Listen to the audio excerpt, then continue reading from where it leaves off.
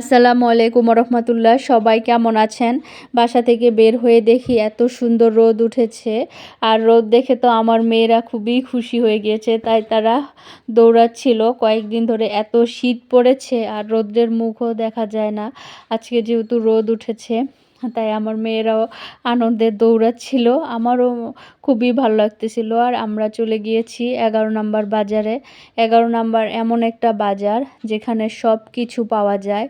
আর যারা মিরপুর ১১-১২ নাম্বারে থাকে তাদের আর অন্য এরিয়াতে শপিংয়ের জন্য যেতে হয় না। এখানে প্রয়োজনীয় সব রকম জিনিসপত্র পাওয়া যায়। আজকে আমি গিয়েছিলাম একটা হিট প্যান্ট কেনার জন্য আর সুতা কেনার জন্য। তারপরেই তো এই দোকান থেকে আমরা কিনলাম। তারপর চলে গিয়েছি গজ কাপড়ের দোকানে আমার মেয়েদের ইউনিফর্মের কাপড় কিনবো। আর এই দোকানটায় সব রকম পাঞ্জাবির কাপড় পাওয়া যায়, খুবই অ্যাস্থেটিক কাপড়গুলা। আর পাশেই একটা বেডশিটের দোকান আছে। আর ভিতরে বুটিক্সের থ্রি পিস পাওয়া যায়, খুবই খুবই সুন্দর কালেকশন ওদের। আর তারপর চলে গিয়েছি আরেকটা দোকানে।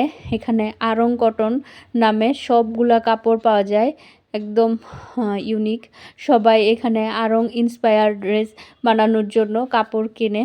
তারপর গিয়েছিলাম হচ্ছে খেজুরের গুড়, তারপরে ফুচকা, এগুলা কেনার জন্য। মানে সব কিছু পাওয়া যায়। তারপর হচ্ছে গিয়েছিলাম মুরগি কেনার জন্য। আর সামরিন হচ্ছে মুরগির সাথে গল্প করতেছিল আর আমাকে বলছিল যে দেখো মাম্মা, মুরগিটা ঘুমিয়ে পড়েছে। মুরগি নাকি ঘুমিয়ে পড়েছে, তাই সে মুরগিকে ডেকে উঠাচ্ছিল।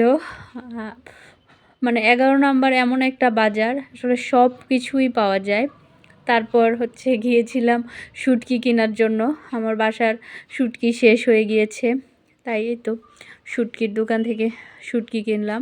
এখানে সব ফ্রেশ ফ্রেশ সবজি পাওয়া যায়। তারপর আরেকটা দোকানে গিয়েছি, সেখানে হচ্ছে থাই পাতা পাওয়া যায়। অনেক দিন ধরে স্যুপ খাওয়া হয় না, তাই এই জন্য থাই পাতা কিনবো। এই তো এখন বাড়ি যাচ্ছি। সবাই দোয়া করবেন। আল্লাহ।